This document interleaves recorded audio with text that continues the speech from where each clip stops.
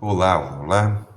Quero ler com você um texto que para mim faz bastante sentido, importa muito quando eu penso a respeito da identidade de Jesus. Quem é Jesus? E esse texto me parece ser bastante significativo.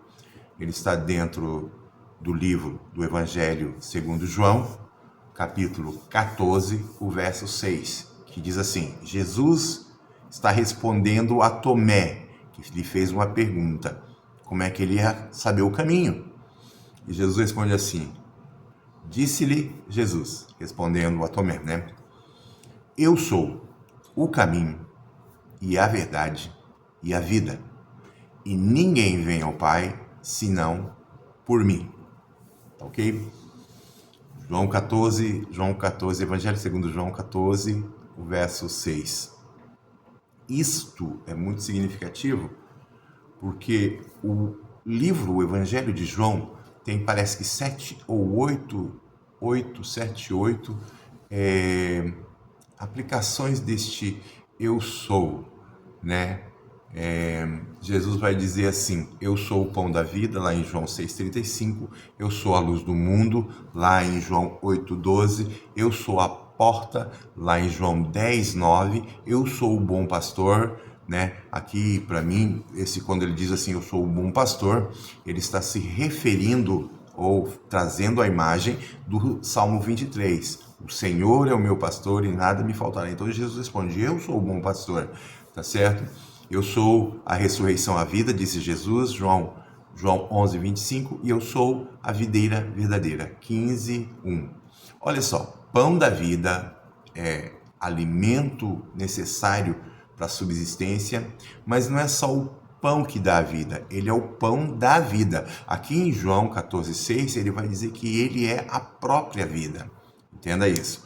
Luz do mundo, me lembra lá do Salmo 119, 105, a tua palavra é luz para o meu caminho, lâmpada para os meus pés e luz para o meu caminho é a tua palavra.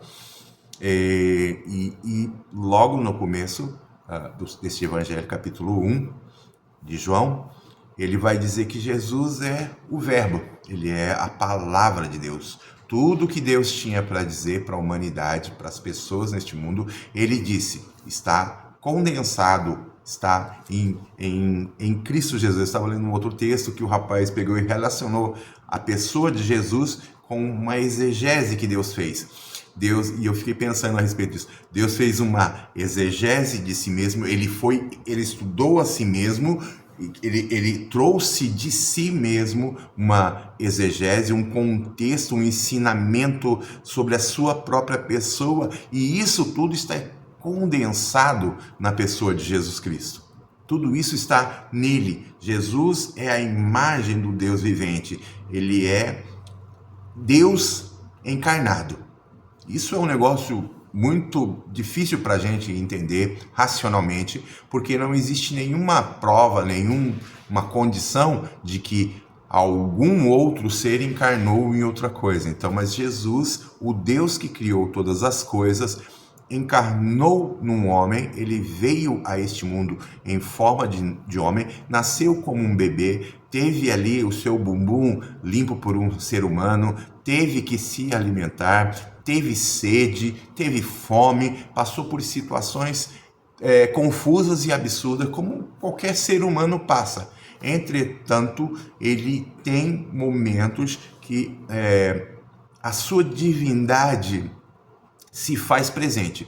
Nosso problema é que nós somos pessoas que pensam sempre no nosso conforto e nas nossas vontades. Então, quando nós vemos ou lemos um texto bíblico que está mostrando ali que Jesus fez o milagre, a gente não considera a pessoa de Jesus operando o milagre. A gente não consegue enxergar Deus. Mas você vai ver também, quando todo e qualquer outro pregador for falar de um texto, de uma cura, ele vai falar assim: Deus pode fazer na sua vida, Deus pode fazer eu mesmo na sua vida. Mas não é. Aquele texto, ele está apresentando Jesus.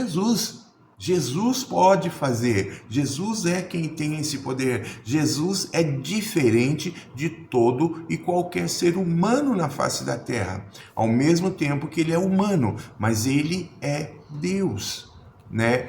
Por isso que eu estou falando, a identidade de Jesus é algo fantástico. Entender um pouco essa identidade, eu creio que nos levaria ou nos faria errar menos em questões teológicas, em questões de interpretação e prática nas nossas vidas. Nós erraríamos menos se conhecesse realmente quem foi para aquela cruz. Quem é o Filho unigênito de Deus? Quem é aquele que passa pela cruz? Quem é aquele que testemunhou de Deus na terra, que ensinou tantas coisas? Quem é aquele que por nós foi para aquela cruz, morreu e ao terceiro dia voltou à vida? Isto é importantíssimo. Nem entrei aqui, não estou nem olhando para o texto ainda, tá certo? Mas entenda, há uma necessidade de nós entendermos que Jesus, o Deus unigênito, vai para a cruz por um motivo, porque eu e você temos problemas intrínsecos, temos problema na nossa natureza, nas nossas ações, nos nossos pensamentos que ofendem a Deus, são contrários à vontade de Deus, tá certo? É aquilo que nós chamamos de pecado. Nós temos opção de não pecar? Não temos. A nossa natureza é uma natureza que não se interessa, não se importa e não quer saber de Deus. Tá certo? Jesus veio demonstrar como Deus é, como Deus quer e o que Deus faz. Tá certo? Ele veio aqui, ele abençoou as pessoas, ele expulsou demônios, ele curou pessoas, ele trouxe pessoas que estavam mortas à vida. Fez tudo isso porque ele é divino, porque ele é Deus. Nenhum outro homem nessa terra, antes de Jesus, fez algo parecido. Nas escrituras tem coisas que homens fizeram que foi propósito de Deus e é a ação de Deus direta, tá certo? Este poder não está em nós, mas em Jesus esse poder estava. Em Jesus esse poder de curar, de libertar, de transformar estava, tá? Mas o propósito de Cristo ter vindo aqui a este mundo é porque eu e você não tínhamos como nos relacionarmos com Deus novamente. Lá no paraíso, lá no Éden, lá em Adão e Eva, esse relacionamento com Deus foi cortado, quebrado. Lá o homem optou por desobedecer à vontade de Deus. Uma coisa que nós precisamos entender, que amar a Deus, para nós que somos seres humanos, é simplesmente obedecê-lo, ouvir sua voz e cumprir a sua vontade. Isso é demonstração de amor, isso é o amor na prática. A gente fica às vezes filosofando aqui, fica achando que amor é ter um sentimento. Eu tenho que ter um sentimento. Se Deus estivesse mandando você ter um sentimento, seria a coisa mais incoerente da face da Terra. Seria a coisa mais incoerente da existência do universo, de toda coisa existente. Entende? Deus não está falando para você assim, tenha um sentimento. Ele está dizendo, me obedeça, tenha uma ação como eu faria. Como eu faria, você precisa agir. É assim que eu espero, é assim que eu quero. Entendeu? É muito mais complexo. E não quer dizer que, ao fazer as coisas certas, nós seremos salvos. Nós somos salvos única e exclusivamente por causa da morte de Cristo na cruz. Ele morre a minha morte para que eu viva a sua vida. A vida de Cristo agora é a justiça de Cristo que ele cumpriu toda a justiça ao morrer na cruz, ao ser um inocente que é acusado aqui pela religião, por aqueles que deveriam estar esperando ele. Ele é acusado pelo sistema religioso, é condenado por esse sistema religioso e depois é condenado pelo sistema político deste mundo.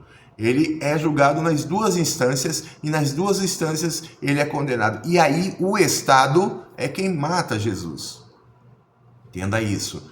Não é questão de Jesus ser um revolucionário, não. Porque o propósito de Deus era que toda a nossa justiça fosse demonstrada. Ela é inapropriada e ela não tem condições de reconhecer a Deus. Mas o Cristo maravilhoso veio para cumprir toda a lei, toda a vontade de Deus está cumprida em Cristo. E quando confiamos nós confiamos em Cristo, a justiça que Cristo adquiriu por ter sido honrado, por ter sido santo, por ter sido perfeito, por ter obedecido a Deus em todos os momentos, é posta na nossa conta. Olha só, isso é graça.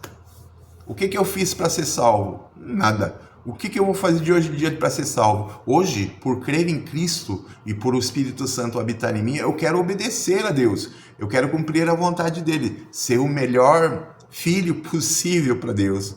Tá certo? É assim. É simples assim. Então, a identidade de Jesus é extremamente necessária para que nós entendamos o propósito de Deus e o que realmente aconteceu na cruz do Calvário, tá certo? Então, primeiramente, o eu sou de Deus, eu sou este Jesus que ele está dizendo ali, ele está declarando a sua divindade.